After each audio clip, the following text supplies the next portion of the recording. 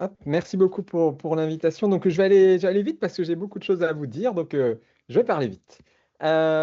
Pour commencer, ben voilà, le contexte, hein. Le contexte, c'est l'enquête du dimanche. Alors que la santé mentale est décrétée grande cause nationale, la France bloque l'accès à un grand nombre de nouveaux médicaments psychiatriques. Donc, j'imagine quand vous voyez des enquêtes du dimanche comme ça, le lundi, vous vous sentez responsable. Et moi, je vais vous faire l'enquête du vendredi, puisqu'on est vendredi. J'ai pas de lien d'intérêt à déclarer dans le domaine avec les entreprises du médicament, mais j'ai des financements de recherche pour différents projets qui sont ici par à la fois l'Union européenne et l'ANR ou bien les ministères. Donc le contexte, c'est important de déclarer ces liens d'intérêt au début. Et en psychiatrie, on a un domaine, si on l'évalue à l'échelle de ce qu'on appelle le Free Lunch Index, un domaine qui est, on va dire, un peu plus haut que la moyenne des autres spécialités, mais un peu en dessous des grosses spécialités. En tout cas, on est un domaine où l'évaluation du médicament se fait dans un contexte de lien d'intérêt parfois important entre les différentes parties prenantes et les différentes personnes qui peuvent prendre des positions sur le médicament. Et c'est d'ailleurs comme ça, moi, que je suis entré un petit peu dans ce domaine que je suis arrivé aux questions que je me pose aujourd'hui. Parce que, en fait, quand j'étais chef de clinique, on m'avait invité à présenter un médicament qui s'appelait le nalméphène, un nouveau traitement pour l'alcoolodépendance qui se donnait dans le cadre de la réduction des consommations pour viser une réduction des risques liés à l'alcool, ce qui était quelque chose de nouveau dans un domaine où, à l'époque, on visait plutôt le maintien de l'abstinence.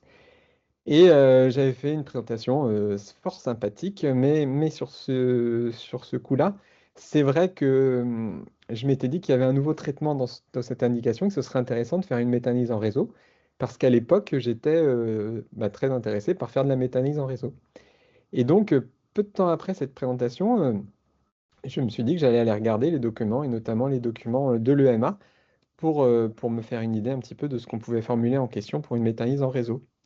Et quand j'ai regardé les documents de l'EMA, eh bien là, c'était un peu la douche froide en fin de compte après cette présentation.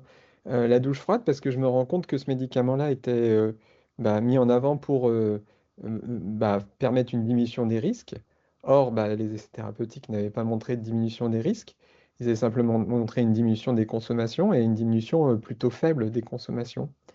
Et cette diminution des consommations, elle était tellement, on va dire, faible que les industriels ont proposé des analyses en fait a posteriori en sous-groupe de patients qui n'avaient pas été, comment dire, enfin des analyses en sous-groupe qui n'avaient pas été prévues a priori au début de l'étude.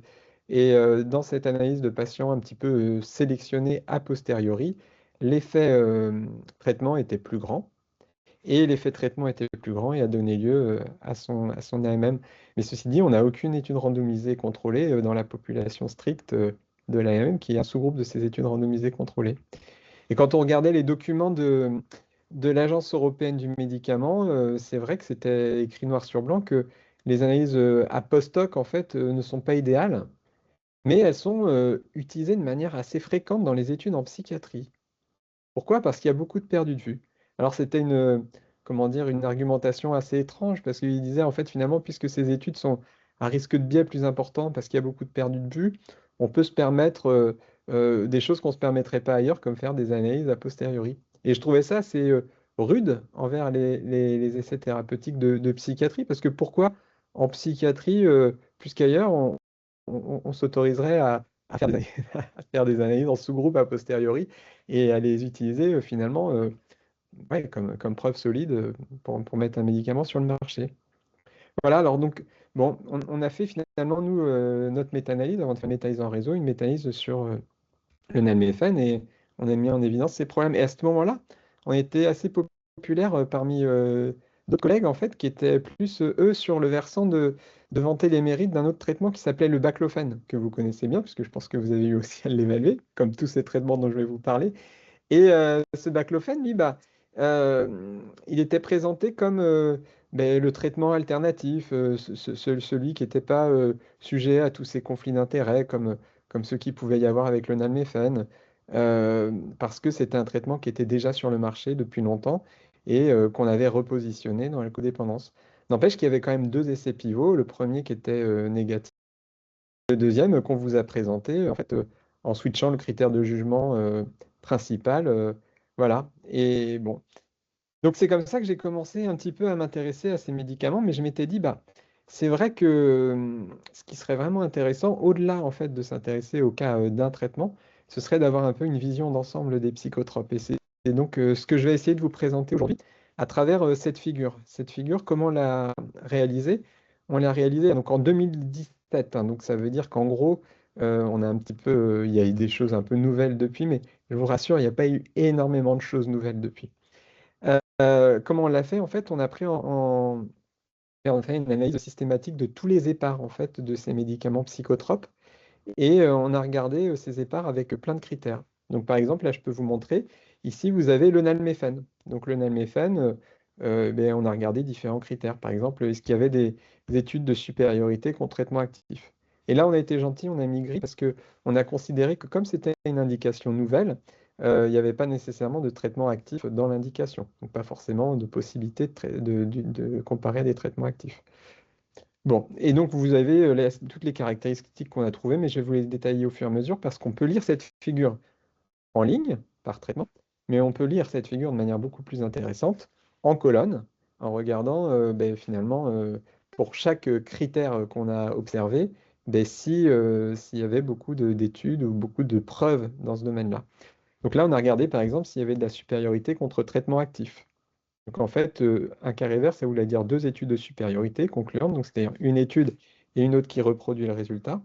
En orange, ça veut dire une seule étude en fait qui montre une supériorité contre traitement actif. En rouge, ça veut dire aucune étude qui montre une supériorité contre traitement actif.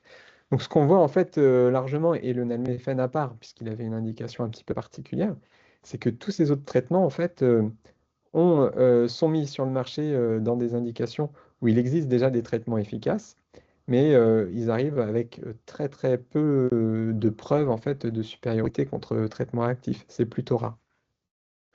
D'ailleurs, cette colonne supériorité contre traitement actif, on l'a déclinée en supériorité contre traitement actif ici dans les études d'initiation, où on débute le traitement, et ici dans des études de continuation, où en fait les patients sont stabilisés et on leur met en fait soit un traitement, ou alors on maintient le traitement qu'ils avaient et qui les avait stabilisés. Donc voilà, c'est la première des choses, hein, c'est peut-être à savoir en fait dans nos études en psychiatrie, c'est qu'on a ces études d'initiation. Donc on introduit le traitement chez les patients nouvellement traités. En général, c'est 6, 8 semaines, parfois ça va jusqu'à 12 semaines dans les études sur les antidépresseurs. Et puis on a des études de continuation. Donc là, on a stabilisé tous les patients, donc qui sont des patients finalement un petit peu sélectionnés, puisqu'on a des patients qui sont répondeurs au traitement ou même parfois en rémission avec ce traitement. Et on les randomise soit vers la continuation du traitement, soit vers un changement. Et le plus souvent, c'est quand même un changement, c'est plutôt un arrêt de ce traitement. On va voir ça après. Ces analyses de continuation sont généralement plus longues et on fait généralement des analyses de survie avec le rechute. Alors la question d'après, c'est qu'on s'est dit, bon bah ok, il n'y a pas de supériorité contre traitement actif, alors que pourtant il y a déjà des traitements actifs dans l'indication, mais est-ce qu'il y a des preuves de non-infériorité versus traitement actif? Il n'y en a pas non plus si fréquemment que ça. Pas si fréquemment que ça. Euh, Là, on peut voir ici, je vous ai mis un exemple, l'aripiprazole. Donc là, c'est IM, donc c'est la forme euh, longue action du traitement. En fait, c'est la forme retard hein, de l'aripiprazole dans la schizophrénie. Donc pour celle-là, on voit qu'on a montré une non-infériorité contre traitement actif. Donc on peut regarder un peu ces études de plus près. Et quand on regarde ces études de plus près, notamment celle qui a montré la non-infériorité contre traitement actif, c'est Aspire EU. Donc là, vous avez un traitement retard de la schizophrénie qui montre sa non-infériorité contre le traitement oral, du coup. Donc ce qu'on sait, c'est que le traitement retard est non inférieur au traitement oral. Or, en fait, ce qu'on aimerait vraiment dans ce traitement, c'est montrer qu'il est supérieur au traitement oral. C'est bien pour ça qu'on veut l'utiliser dans une population qui serait une population peu observante, du coup. Mais en fait, ce qu'on sait, c'est qu'il est non inférieur dans une population observante. Voilà. Alors bien sûr, c'est difficile parfois dans une population peu observante de faire un essai, mais néanmoins, on n'a pas vraiment cette réponse. On a la réponse qu'il est non inférieur au traitement oral dans une population plutôt observante, en tout cas pas dans la population sursectionnée peu observante. Alors voilà, par contre, ce qu'on a beaucoup, nous, c'est des études de supériorité contre placebo. Et donc, c'est vrai que ça peut représenter souvent un challenge pour vous, et ça explique peut-être la controverse que je vous ai présentée au début, c'est que mais vous devez un peu juger la valeur ajoutée dans l'arsenal thérapeutique. Or, il n'y a pas d'études très nombreuses contre traitement actif, d'études de supériorité. On a très peu non plus de non-infériorité, mais vous avez des études contre placebo qui arrivent souvent. Quand on regarde en fait ces études contre placebo, on voit par exemple ici que pour la paliperidone, on a en tout cas une étude contre placebo euh, qui montre une supériorité au placebo. Ces études-là, en fait, en psychiatrie, quand elles sont réalisées, elles peuvent être réalisées sur différents critères de jugement. Et une de nos spécificités, c'est qu'on étudie des variables subjectives. C'est le propre de la psychiatrie que s'intéresser à la subjectivité. Alors, je vous ai fait un petit détail des variables que vous allez pouvoir rencontrer dans ces essais ou qu'on rencontre. Les mesures subjectives, en fait, elles sont un peu de trois types, et ça, je reprends ce que présente souvent Bruno Falissard sur le sujet et ce qu'il a écrit dans ses livres. La mesure impression, la mesure étalon et la mesure théorie. Alors, la mesure impression, nous, on a les impressions cliniques globales pour ça. Donc en fait, c'est une question assez simple, hein. En fonction de votre expérience clinique totale avec ce type de patient, quel est le niveau de gravité de l'état dépressif du patient? 0 non évalué et jusqu'à 7 parmi les plus malades. Donc ça, c'est vraiment une impression globale. À votre avis, par rapport à ce que vous savez de la maladie de ce patient, quelle est votre impression? Euh, c'est quand même relativement utilisé et c'est quand même aussi parfois relativement utile, notamment quand on essaye de chercher à mesurer sur d'autres échelles ou d'autres mesures ce qui serait la différence minimale cliniquement pertinente. Donc ça, les CGI, vous voyez, c'est quand même assez fréquemment mesuré hein, dans les essais, parce que par exemple dans les études où il y a des études de supériorité, on est à peu près à 85% qui utilisent des CGI. Les mesures étalons, alors là, c'est une autre manière un peu de faire la mesure. Ce sont des petites, vous voyez, comme des petites vignettes, en fait, qui présentent l'état de votre patient. Les symptômes sont absents ou minimes.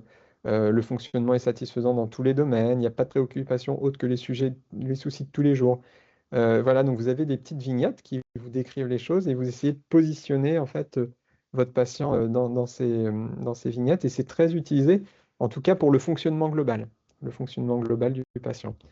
Et vous voyez, là, finalement, il y en a un peu, mais il n'y en a pas tant que ça. Mais on en mesure quand même un petit peu. Et puis la dernière type de mesure qu'on va avoir beaucoup en psychiatrie, c'est la mesure théorie. C'est-à-dire que ce qu'on va mesurer avec nos échelles s'inscrit dans une théorie, en tout cas d'une représentation qu'on a du trouble en question.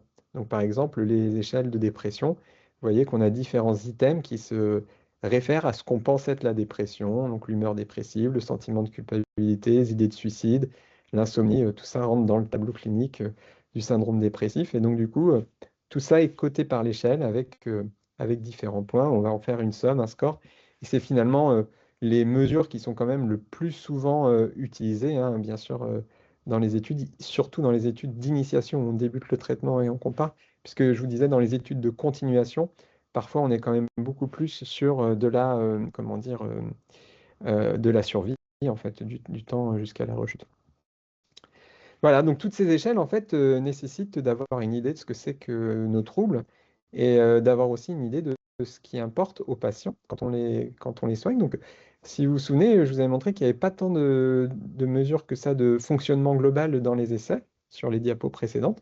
Pourtant, le fonctionnement, quand on demande aux patients si ça compte pour eux, oui, le fonctionnement social, le fonctionnement professionnel, tout ça compte. Mais finalement, c'est pas si mesuré que ça dans nos essais quand on a une vision un petit peu large de ces essais. Ce qu'on mesure beaucoup plus, c'est les symptômes. Ça, vous avez vu, c'est 100% quasiment des cas qui mesurent les symptômes dans les études d'initiation. Et ces symptômes, ils sont nombreux et ils sont parfois pertinents aux patients. Maintenant, quand on regarde ces symptômes, et c'est les travaux d'Astrid Chance, qui est une collègue française qui travaille beaucoup là-dessus et qui fait des très beaux travaux, on regarde si les symptômes qui sont importants pour les patients sont présents dans les échelles, et on se rend compte que pas tous, pas toujours. Il y a des symptômes qui sont par exemple très importants comme la douleur morale, qui sont peu représentés, peu mesurés, et qui sont pourtant très importants par les patients parce que quand vous les interrogez, ils disent que c'est ça qui les fait effectivement souffrir le plus. Alors ces échelles, en fait, elles sont utiles, Mais par contre, elles ont parfois le défaut, quand même un défaut, c'est qu'il est parfois difficile de savoir quelle est la différence minimale cliniquement pertinente. Quand on a une différence statistiquement significative entre deux groupes dans un essai, il est parfois dur de juger si cette différence est cliniquement pertinente. Par exemple, sur une échelle comme la MADRS, eh bien, en fait, c'est assez difficile de savoir ce qui serait la différence minimale cliniquement pertinente. Donc parfois, on se sert un peu des CGI pour aider de ça, puisque la CGI, elle dit amélioration minimale, amélioration importante, etc. Donc on essaie de faire le lien entre le delta de points sur ces échelles, la CGI, il y a d'autres méthodes, mais c'est difficile. Et vous voyez que par exemple sur la MADRS, ben, c'est pas toujours simple de trouver une différence minimale cliniquement pertinente. Elle fait 60 points, cette échelle. Et de temps en temps, c'est 3 points. Alors là, dans cette étude, ils avaient trouvé que c'était plutôt 7 à 9 points qu'il fallait pour avoir une différence minimale cliniquement pertinente. Bon, c'est toujours difficile à juger et c'est toujours compliqué. On utilise aussi très souvent, et vous devez être confronté à ça dans les essais en psychiatrie, des critères binaires. C'est-à-dire qu'à partir de nos échelles de dépression, on va dichotomiser les choses pour avoir des choses qui parlent beaucoup plus aux cliniciens. Le patient est répondeur, c'est-à-dire qu'il a baissé de 50% son score depuis la baseline, ou le patient est en rémission, c'est-à-dire que les symptômes sont devenus si petits, inférieurs à un score donné, qui serait plus présent. Donc bien sûr, ces seuils, à la fois quand on dit 50% du score depuis baseline, ou à la fois quand on met un seuil minimal sous lequel on va être sur une échelle, ils sont arbitraires. Parfois, la différence, elle est peut-être subtile entre quelqu'un qui aurait un score à 6 en fait inférieur au score de 7 et un patient qui aurait un score de 7. Comme la plupart des méthodologistes disent sur les critères binaires, il y a une perte d'information. Voilà. Donc ces critères binaires, ils sont pourtant très souvent utilisés quand même, hein, réponse-rémission. Vous voyez là, par exemple, la réponse, on l'a dans 69% des études de supériorité contre comparateur actif, 87% des études d'initiation contre placebo. Bon, en pratique, si on essaie de faire un petit calcul simple, et je vais passer assez vite parce que je dois speeder. Mais si on essaie de faire un calcul assez simple, à cause en fait du biais de classification qu'on attend être plutôt non différentiel, on s'attendrait en fait à ce que ça réduise la puissance des essais. Donc ça, c'est une première des choses. Et puis, il y a tout un débat dans la littérature, et vous avez peut-être vu passer cet essai, en fait, qui est une étude quand même exploratoire, mais qui se base sur des données individuelles de patients soumises à la FDA, qui suggère en fait que la taille d'effet des antidépresseurs serait mieux comprise par un effet large chez un petit nombre de patients plutôt qu'un petit effet moyen chez tous les patients. Et il y a du débat là-dessus. Il y a du débat là-dessus. On a essayé, nous, de répliquer les résultats de cette étude dans une étude observationnelle qui s'appelait STARDI. Et les résultats, en tout cas, l'allure des courbes n'est pas exactement la même. Et il y a beaucoup de questions qui se posent, à savoir si c'est de l'artefact ou pas. En tout cas, ça, c'est une grosse question qui se pose dans notre recherche en psychiatrie. Est-ce qu'on n'aurait pas des sous-groupes de patients qui répondraient très bien au traitement versus les autres qui répondraient pas du tout, voire qui répondraient de manière mal? Et ce débat, il est toujours ouvert. Et en tout cas, si toutefois il existait des sous-groupes, on n'a pas connaissance de qui seraient ces patients dans ces sous-groupes. Donc tout ça pour vous dire que ce que je vous montre là, c'est un peu de la poésie, mais c'est une poésie qui fait débat et qui va parfois susciter beaucoup de discussions et de polémiques, etc. Euh, à côté de ça, ce qui est sûr, c'est que si on prend les mesures dans les essais, donc là je vous présente ici une figure différente, mais issue du même article que le précédent, qui présente ici en haut les études individuelles, ici en bas les résultats quand on agrège toutes ces études individuelles. Là, c'est toujours les études d'initiation contre comparateur actif, contre placebo, les études de continuation contre comparateur actif, les études de continuation contre placebo. Et ce qu'on vous présente ici, ce sont les tailles d'effet. Donc ici, dans les études individuelles. Donc là, c'est vraiment la taille d'effet de chaque bras, etc. Et ici, c'est les tailles d'effet agrégées pour tous les médicaments et toutes les indications. Ce qui est vrai, si on regarde en fait sur les études individuelles, c'est que vous avez une bonne moitié des études en fait qui ne montrent pas de résultats statistiquement significatifs, puisque ici sur l'axe des ordonnées, vous avez la significativité statistique. En dessous de 0,05, les études ont montré un effet statistiquement significatif. Au-dessus, pas d'effet démontré. Et puis ici, sur l'axe des abscisses, vous avez la taille de l'effet. Et on a mis des couleurs un petit peu pour se représenter les choses. Donc ici, vous avez -0,5, -0,2, donc des tailles d'effet qui sont plutôt moyennes à petites, hein. Et ici, vous avez des tailles d'effet qui sont quasiment insignifiantes. Et puis ici, vous avez vraiment les tailles d'effet qui se démarquent, qui sont plutôt importantes. Vous voyez que c'est assez rare d'avoir des médicaments qui ont des tailles d'effet assez importantes. En général, on a des tailles d'effet qui sont plutôt modérées à petites. Et en fait, on a une étude sur deux qui est non positive dans la littérature. Donc ça, c'est sur les données de l'EMA. Mais si on prend les données de la FDA, ça c'est un article qui date de 2009, vous avez 6 études sur les antidépresseurs. Au-dessus de la ligne rouge, les études positives. En dessous de la ligne rouge, les études qui sont non positives. Alors bien sûr, elles ont l'air toutes positives parce que celles-ci, ce sont celles qui sont publiées. Mais quand vous avez les données euh, de l'EMA au total, en fait, vous avez plutôt ce tableau-là. Donc les études positives, les études négatives. Et donc là, vous avez ici tout ce qui est publié. Et puis là, vous avez le total. Vous voyez même si vous regardez par exemple le site Alloprane 4, 5, 6, 7 que eh bien, en fait 6 et 7 sont négatives mais publiées comme positives. Et donc c'est sur cette littérature en fait que bah, pas mal de choses se basent. Voilà. Donc voilà, il y a des détails d'effet quand on a les données de l'EMA qui sont en général moyennes, etc. euh, voire faibles. Et en gros, avec cette question quand même qui se pose, du coup, que je vous disais avant, c'est est-ce que ces tailles d'effet qui sont moyennes, faibles, se comprennent mieux par une taille d'effet importante dans un sous-groupe de patients? Ce que certains collègues, du coup, mettent en avant comme étant l'hétérogénéité clinique et qui justifie, selon eux, de la mise à disposition de traitements, même qui ont des tailles d'effet qui sont petites, parce que bah, ça pourrait bénéficier à un petit nombre de gens. En tout cas, ce qui est sûr aussi, c'est que si vous avez autant d'études, comment dire, négatives, c'est que nos études manquent beaucoup.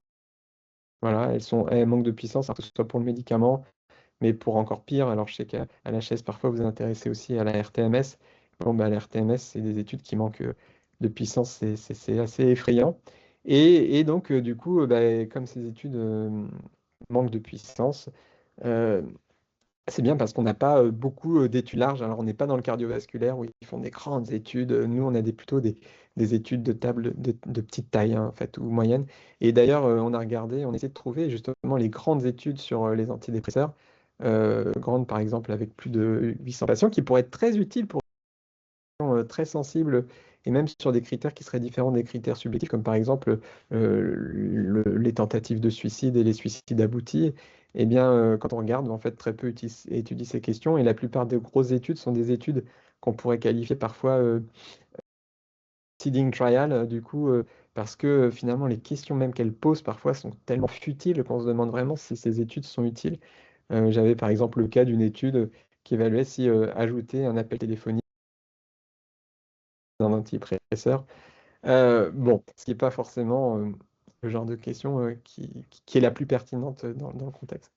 Si on regarde cette figure-là, il y a quelque chose aussi de très important et d'intéressant, c'est que ici, vous voyez que vous avez des études de initiation et on a des tailles d'effet qui sont en général, vous voyez, entre 0,2 et 0,5, donc plutôt faibles à moyenne. Quand vous avez les études de continuation, les tailles d'effet sont quasiment, il y en a moins, hein, beaucoup moins, mais elles sont plus grandes. Pourquoi ces études de continuation? C'est les gens que vous êtes déjà stabilisés sous le traitement. Donc comme ils sont stabilisés, c'est une population enrichie de répondeurs, et c'est des gens chez qui vous allez arrêter brutalement le traitement. Et à la fois parce que vous avez des patients enrichis à la base, parce que finalement vous avez plus de répondeurs dans ces études que dans les autres, puisque vous avez sélectionné parce qu'ils sont répondeurs, mais aussi à la fois parce que parfois vous arrêtez le traitement brutalement, et ben on met en évidence peut-être plus de rechutes dans le groupe placebo qu'on pourrait évaluer. Et c'est une méta-analyse en réseau récente à laquelle j'ai participé il y a pas longtemps, dans laquelle on regardait les stratégies d'arrêt des antidépresseurs. Et effectivement, on voit que quand on fait des stratégies d'arrêt des antidépresseurs brutales et rapides, on observe beaucoup plus de rechutes que quand on fait des stratégies d'arrêt progressives, lentes, etc. Donc ça, c'est un des enjeux de la recherche en psychiatrie en ce moment, c'est les études sur la déprescription. Et il y en a pas mal qui essayent de réfléchir au meilleur design pour évaluer ça. Voilà. Alors, les sous-groupes, je vous en ai parlé pour le nalméphène, puisque, bon, bah, il disait, voilà, en psychiatrie, c'est fréquent qu'on fasse des analyses en sous-groupe parce que il y a des patients perdus de vue et que ces perdus de vue sont nombreux, ce qui est quand même vrai. Mais, enfin, c'est vrai qu'il y a de nombreux perdus de vue. Mais finalement, c'était pas si vrai parce qu'en fait, c'est pas si fréquent en fait que des AMM sont donnés en psychiatrie sur des analyses en sous-groupe, a fortiori des analyses en sous-groupe qui seraient faites a posteriori, comme dans le cas d'une améphane, puisque vous voyez, en rouge, c'est des analyses en sous-groupe a posteriori, en orange, c'est des analyses sous-groupe qui sont quand même prévues a priori. Donc finalement, la plupart des analyses ne sont pas des analyses en sous-groupe.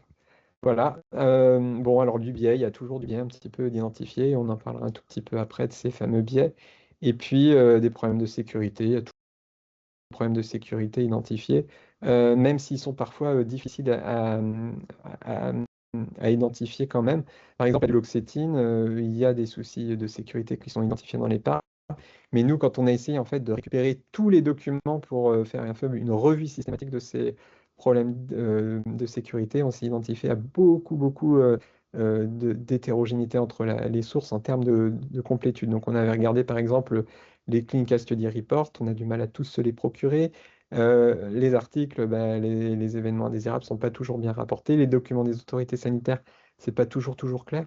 Donc, il y a des problèmes de sécurité, mais ils sont parfois encore plus durs à démontrer et à identifier que le reste, parce qu'ils sont, comme dans d'autres domaines, hein, forcément, c'est pas que la psychiatrie, mais parfois assez mal rapportés.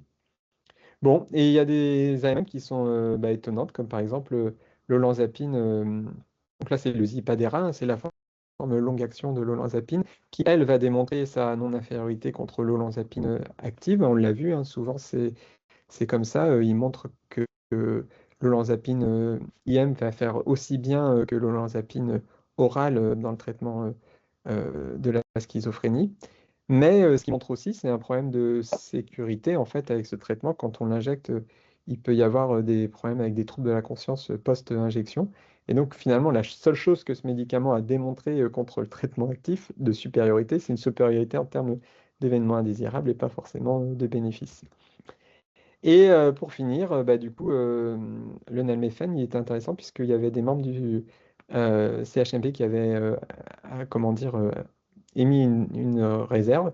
Et finalement, c'était un des seuls médicaments, celui-là et l'agomélatine.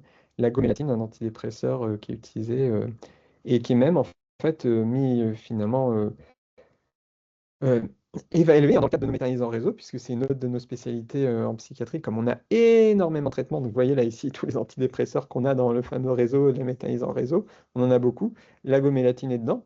Et bizarrement, cette agomélatine s'en sort plutôt pas mal dans la métanalyse en réseau, alors que c'était en contre-indication un petit peu avec l'avis plutôt divergent du CHMP. Intéressant parce que ben, nous, ce qu'on a observé, c'est que ces métanalyses en réseau, elles sont quand même relativement fragiles à la géométrie du réseau. Et plus vous mettez, enfin, quand vous changez les traitements inclus dans ce réseau, etc., ça va changer un petit peu les estimations des différences entre ces traitements.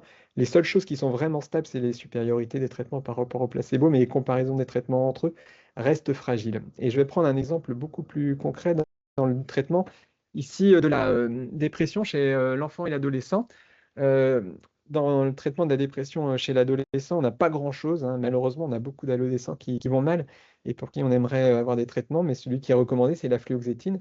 Et entre autres, la fluoxétine est recommandée dans les guidelines hein, sur la base de principalement trois méthanisants en réseau, dont deux sont énormément cités, celle de Cipriani et de Zhou, qui identifient une taille d'effet ici de moins 0,5, hein, donc avec quand même intervalle de confiance qui est relativement large, mais ce que retiennent les guidelines, c'est la taille d'effet de moins 0,5. Donc Cipriani et Zhou ils trouvent une taille d'effet de moins 0,5. Et puis on a l'analyse Cochrane de Hetrick qui trouve une taille d'effet de moins 0,20, qui est finalement deux fois à peu près, deux fois moins grande que celle-là. Donc c'est intéressant parce que là on a des méta-analyses qui étudient normalement à peu près les mêmes études, des méta réseau, et qui trouvent des tailles d'effet quand même différentes et assez différentes de l'une à l'autre. Bien sûr, vous voyez tout en bas que les niveaux de confidence, hein, du coup, entre les études étaient plutôt très bas dans Cipriani et dans Zou, et modérés dans celle de la Cochrane. Pourquoi, en fait? Parce que dans ces deux méta en réseau-là, ils avaient identifié de l'inconsistance, c'est-à-dire des comparaisons indirectes qui ne disent pas la même chose que les comparaisons directes. Et c'est ce qu'on a été regarder, pourquoi il y avait cette inconsistance. Il ne l'avait pas spécialement bien exploré dans la méta-analyse. Et cette inconsistance, en fait, on la trouve au niveau d'une boucle. D'une boucle ici, vous voyez, entre les comparaisons directes et indirectes de la boucle placebo-fluoxétine, placebo nortriptyline et nortriptyline-fluoxétine. Vous avez dans les comparaisons directes, en fait, une différence de, bah, du coup, une taille d'effet de 0,26 entre la placebo et la fluoxétine, mais par contre de 1,40 dans les comparaisons indirectes. Pour la comparaison entre la nortriptyline et la fluoxétine, vous avez une taille d'effet de 4,22 et avec une taille d'effet de 0,15 dans les comparaisons indirectes. C'est vraiment très différent. Et des tailles d'effet de cet ordre-là, on n'en a pas. Il y a des psychologues qui sont amusés à demander aux gens, des psychologues qui ont demandé aux gens, bon, bah, est-ce que vous pouvez nous coter à combien vous aimez la glace au chocolat, à combien vous aimez manger du caca? Et en fin de compte, ils ont calculé la taille d'effet, c'est une taille d'effet de 4. Donc, vous voyez, c'est une taille d'effet spectaculaire du coup. En ce qui concerne les antidépresseurs, on ne s'attend pas à une taille d'effet aussi spectaculaire, a fortiori quand on compare un antidépresseur à un autre. Donc, on est allé regarder ce qui se passait dans cette boucle. Il se trouve que cette boucle, en fait, elle est facile à explorer puisqu'il y a une seule étude qui fait la comparaison du coup directe entre la nortriptyline et la fluoxétine. Cette étude, c'est celle-ci, elle est publiée dans un journal iranien, alors que la méta-analyse en réseau dont je vous parle, elle est publiée dans Lancet, et la deuxième, elle est publiée dans Lancet Psychiatrie, dans un petit journal iranien, donc par des équipes iraniennes. C'est une petite étude sur 2 fois 20 patients, une étude de 40 patients, dans laquelle il y a des inconsistances hein, quand même, du coup, puisqu'ici, on retrouve d'ailleurs le SMD de 4,9 avec ici un écart type de 0,8 qu'on ne retrouve pas en fait dans les autres cases. Et quand on recalcule avec les autres cases, on a un SMD de 0,95 qui serait peut-être plus cohérent avec une petite étude, quand bien même il n'y aurait pas d'effet du traitement, parce qu'on ne s'attend pas à un énorme effet du traitement, en tout cas quand on regarde les comparaisons indirectes. Cette étude-là n'était pas inclue en fait dans la méta-analyse Cochrane parce qu'il ne s'intéressait pas à la nortriptyline. Quand on fait la méta-analyse de Cipriani, euh, quand on fait l'autre méta-analyse de Zou et quand on refait la méta-analyse Cochrane, en enlevant cette étude, donc des deux premières, on arrive sur des tailles d'effet qui sont finalement compatibles, les études les unes avec les autres. Donc on avait une étude extrêmement influente qui influe beaucoup sur les guidelines et sur l'utilisation de la fluoxétine dans cette population d'enfants et d'adolescents. Voilà, donc ça c'est ce que j'ai sur l'ancien. Maintenant on peut regarder un peu le futur. Et c'est quoi le futur? Vous le connaissez bien, le futur c'est en fait tout un tas de discours qui diraient qu'on pourrait se passer des études randomisées contrôlées, et je cite là l'article qu'on a écrit ensemble, qui dit qu'il faut peut-être un accès rapide, et que parfois quand il y a l'accès rapide, on demande, et notamment quand c'est des maladies rares, etc., à dégrader peut-être un petit peu le niveau de preuve. Et vous savez bien qu'en oncologie, on a ces questions-là qui se posent, et je ne rentrerai pas dans le détail de l'oncologie, parce que ce n'est pas, c'est pas le projet aujourd'hui.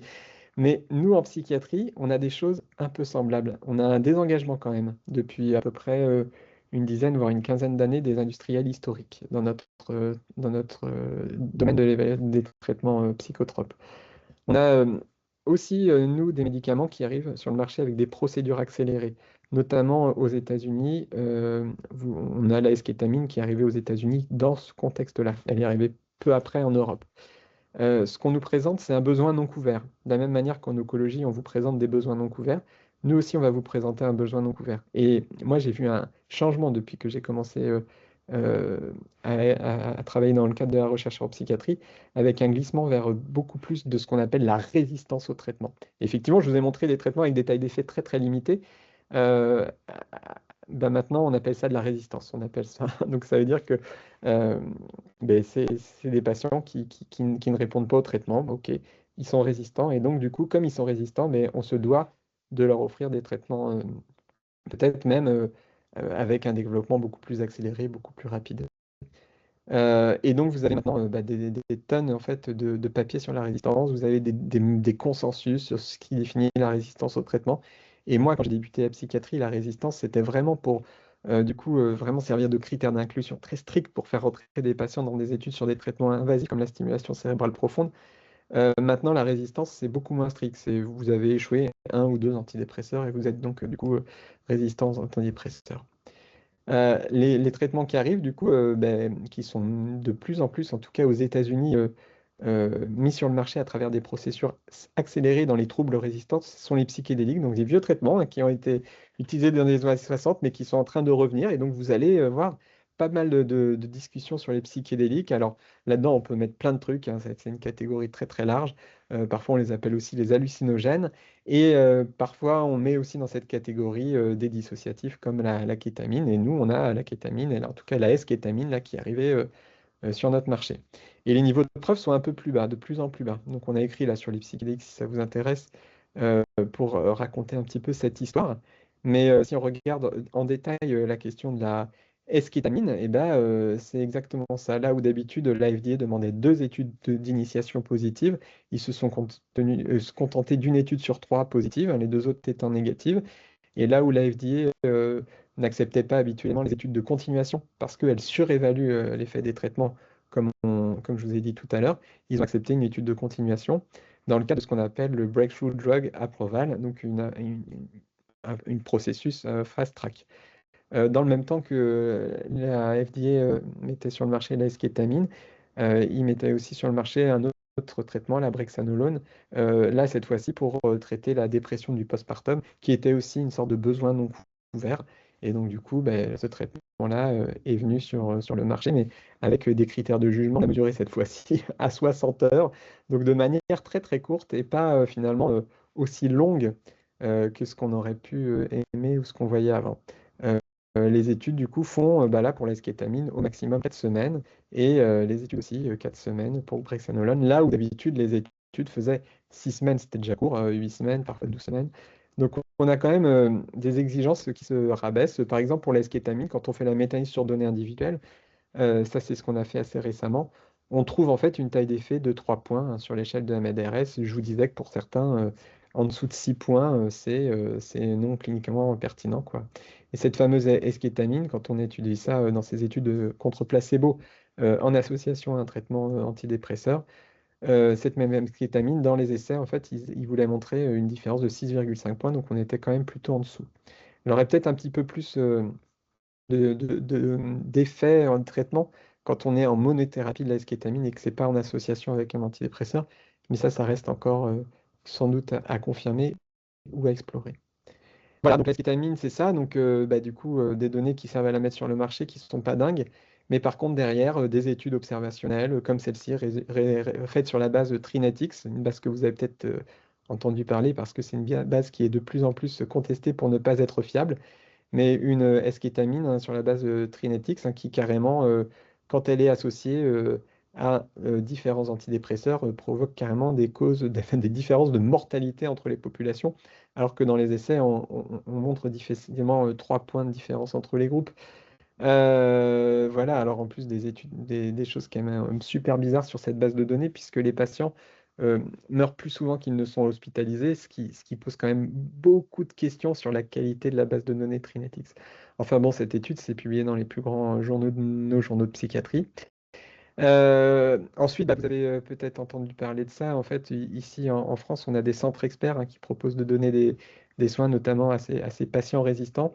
Et ici, vous avez une étude de cohorte, hein, du coup, avant-après, qui montre que eh ben, quand on regarde la cohorte, on a une diminution de 50% des hospitalisations entre avant et après. Bien sûr, c'est une étude qui est non comparative, qui fait de l'avant-après, dans lequel il y a un risque important de régression à la moyenne. Et quand je vous dis risque important, c'est un euphémisme. C'est une étude dans laquelle les auteurs concluent que, bien sûr, on ne peut pas conclure que le changement est dû vraiment au système de soins, qui finalement utilise tous les traitements là dont comment dire, je vous parle et qui ont une taille d'effet relativement faible. Donc, c'est vrai de transformer une taille d'effet relativement faible sur des critères du coup, subjectifs en une baisse de 50% des hospitalisations, c'est un peu fort. Et pourtant, c'est ce qui a failli rentrer l'an dernier dans un projet de loi, en fait, puisque en fait, il y a énormément d'activités de plaidoyer pour financer ce modèle de soins basé sur des centres experts qui font du diagnostic et un diagnostic qui permet de mettre en place un de ces fameux traitements dont je vous ai parlé, qui permettrait de baisser de 50% les hospitalisations. Voilà, donc si vous voulez en savoir plus, on a largement contesté ces arguments, mais ça fait quand même du coup pas mal de débat en ce moment dans le monde de la psychiatrie. Donc pour conclure par rapport à tout ce que je vous ai dit, en fait, on a de la pression médiatique, épidémiologique, il y a des conflits d'intérêts un petit peu à tous les étages dans notre évaluation des traitements en psychiatrie. On a en général très peu de preuves et malheureusement C'est comme ça qu'est constitué l'agenda de recherche de supériorité contre traitement actif, alors qu'on a des traitements actifs depuis quand même maintenant relativement longtemps. On a des tailles d'effet qui sont en général plutôt faibles contre placebo, des différences minimales cliniquement importantes qui sont difficiles à définir. Voilà, un niveau de preuve qui s'abaisse de plus en plus, notamment avec les psychédéliques et ce qui est en train de se préparer aux États-Unis.